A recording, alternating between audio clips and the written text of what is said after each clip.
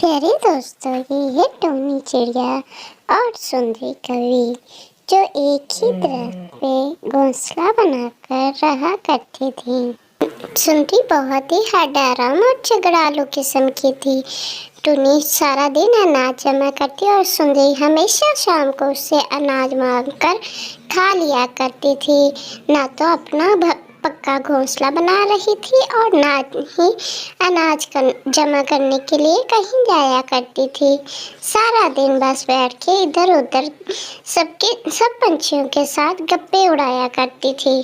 टुनी उससे बहुत परेशान थी कि रोजाना मैं कितनी मेहनत करके अनाज जमा करती हूँ और सारा अनाज सुंदरी को देना पड़ जाता है। इसीलिए वो अपनी दोस्त टुनटुनी के पास जाती है और उससे बताती है कि इस तरह मुझे सुंदरी ने बहुत परेशान कर रखा है।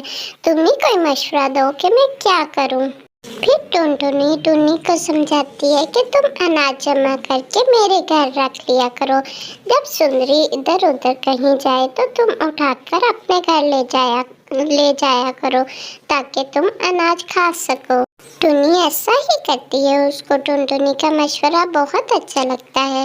वो रोजाना फिर अनाज जमा करके टुनटुनी के घर रख जाती है और जब सुंदरी कहीं आसपास जाती है तो तब अनाज उठाकर वो घर ले जाती है। ऐसे ही काफी दिन गुजर गए। टुनी ने आज भी सारा अनाज जो जमा किया था टुनटुनी के घर छुपा देती है। वापस जब जाती है तो अरे आओ टुनटुनी, इतनी देर लगा दी तुमने। आज तो मेरे पेट में भूख से बहुत ही दर्द हो रहा है। क्या तू अनाज नहीं लेकर आई? अरे क्या बताऊं सुंदरी बहन, आज तो मुझे अनाज मिला ही नहीं। सारा दिन जंगल में इधर उधर घूमती रही, कुछ भी खाने को नहीं मिला। अरे सब जानती हूँ मैंने देख लिया था तुम्हें अनाज लेकर आते हुए और सारा अनाज तुम टुनटुनी को दे आई हो।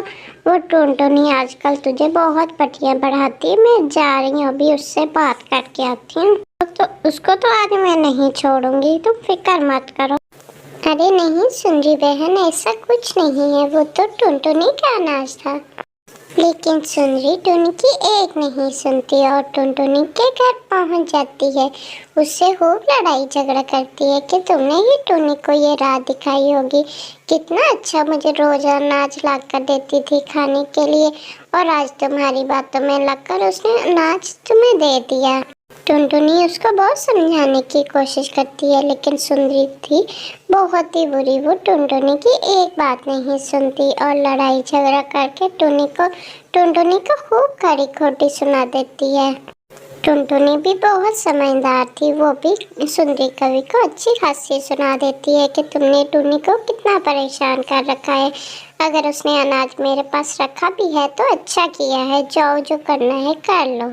फिर सुंदरी तंग होकर कबूतरी के घर पहुंच जाती है। उसको खूब मक्खन शक्कर लगाती है सिर्फ अनाज हासिल करने के लिए। वो तो खुद तो बहुत हड़ाराम थी, इधर से उधर हिल के राजी ही नहीं थी। इसीलिए फिर कबूतरी की चापलूसियाँ करने लग जाती है कि वो मुझे कुछ न कुछ खाने को दे देगी। पिंकी कबूतरी भी टुनी की तरह सीधी सादी थी। वो भी सुंदरी की बातों में आ जाती है और जो कुछ खाने के लिए बना रखा होता है वो सुंदरी को देने के लिए तैयार हो जाती है।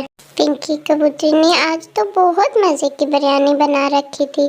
सुंदरी को पहले ही खुशबू पहुंच गई थी, वो पहचान गई थी और उसकी बहुत तारीफें करती है और पिंकी कबूतरी उसकी बातों में आकर बिरयानी उठाकर सुंदरी कवि को दे देती है। सुंदरी कवि की तो मौजें लग जाती हैं। बिरयानी की तसली उठाकर अपने घोंसले में वापस आ जाती है और कबूतरी को खूब मक्खन शक्कर लगाती है ताकि वो मुझे रोज कुछ ना कुछ खाने के लिए देती रहे। अरे कबूतरी बहन, तुम्हारा बहुत शुक्रिया, तुम तो बहुत अच्छी हो। और एक मेरी हमसाई टूनी है, इतनी बात है कि जरा सा कभी कुछ खाने के लिए मांग लो तो मुंह बनाकर भाग जाती है। ये नहीं कि हमसाए का ख्याल रखे।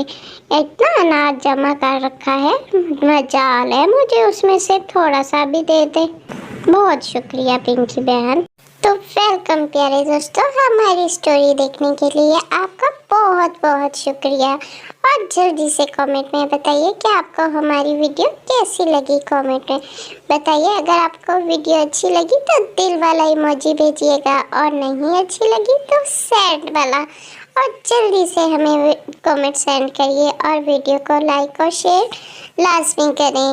वीडियो को लाइक करोगे तो मुझे बहुत अच्छा लगेगा, और सबसे ज़रूरी बात है हमारे चैनल को सब्सक्राइब करना मत भूलिएगा।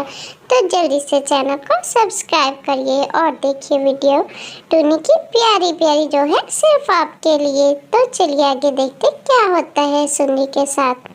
अरे आज तो मज़े हो गए। कैसी पागल बनाया मैंने पिंकी कबूतरी को। देखो तो सही कैसी मकारा ने सारी की सारी बिरयानी उठा के मुझे दे दी। अब मेरे तो मज़े हो गए। कितने मज़े से बिरयानी खाऊंगी। रात दिन 2 दिन तो मेरे आराम से गुजर जाएंगे। इस टुन्नी की शक्ल तो ना देखनी पड़ेगी। आज मज़े से बिरयानी खाऊंगी। कल कबूतरी को फिर बहला फुसला के कुछ और ले आऊंगी। मेरे तो मज़े हो गए। जल्दी जल्दी खा लेती हूँ, फिर थोड़ा सा टूनी को बेवकूफ़ बना के कुछ और ले लूँगी। खाने का भूख लगी तो। कितनी मज़े की बिरयानी है आज तो। मेरे मज़े हो गए। वाह रे वाह कबूतरी, पिंकी कबूतरी, वाह। फिर एक दिन बहुत ज़ोरों से बारिश होती है। फिर सुंदरी अपने घोंसले में बैठी रोने लग जाती है। टुन्नी को बोलती है कि मुझे अपने घोंसले में ले लो, वरना मैं तो ठंड से मर ही जाऊंगी। टुन्नी उसको कहती है, मैंने कितनी दफ़ा तुम्हें समझाया था कि अपना पक्का घोंसला बना लो, लेकिन तुम्हें तो सुस्ती से फुर्सत ही नहीं मिलती। फिर सुंदरी को भी एहसास होता है कि उसने टुन्नी की बात ना मानकर कितनी बड़ी गलती की है। फिर टुन्नी को उसका एहसास होता है, और टुन्नी उसको अपने घर में बुला लेती है। लेकिन सुंदरी फिर उससे वादा करती है कि मैं आइंदा अपना पक्का घोंसला भी बनाऊंगी, और रोज़ाना अपने लिए अनाज भी जमा करके लाऊंगी। मैं तुमसे वादा करती हूँ टूनी बहन, मैं आज के बाद कभी तुमसे अनाज नहीं मांगूंगी, और अपना पक्का घोंसला भी बनाऊंगी, और अपने लिए रोज़ाना से अनाज भी जमा करूंगी। आइंदा मैं ऐसे हडरामियाँ कभी नहीं करूंगी। आज तुम्हारा बहुत बहुत शुक्रिया जो तुमने मुझे अपने घर में रख लिया, वरना मैं तो मर ही जाती। और देखो ना, मेरा तो घोंसला भी टूट गया है। फिर टुन्नी उसको अच्छा सा खाना बना के देती है। वो खुशी खुशी खा लेती है। रात को दोनों सो जाती हैं। सुबह उठकर टुन्नी भी उसकी मदद करती है, और दोनों सुंदरी कवि के लिए एक अच्छा सा पक्का मकान बना लेते हैं, ताकि वो अब बारिश में अपने घर में आराम से रह सके। और सुंदरी फिर रोज़ाना टुन्नी के साथ अपने लिए अनाज जमा कर खुद ही लाती है। अब वो बिल्कुल भी वैसी नहीं थी। अब उसको सबक मिल गया था कि हमेशा हडरमी करने का नतीजा बुरा ही होता है।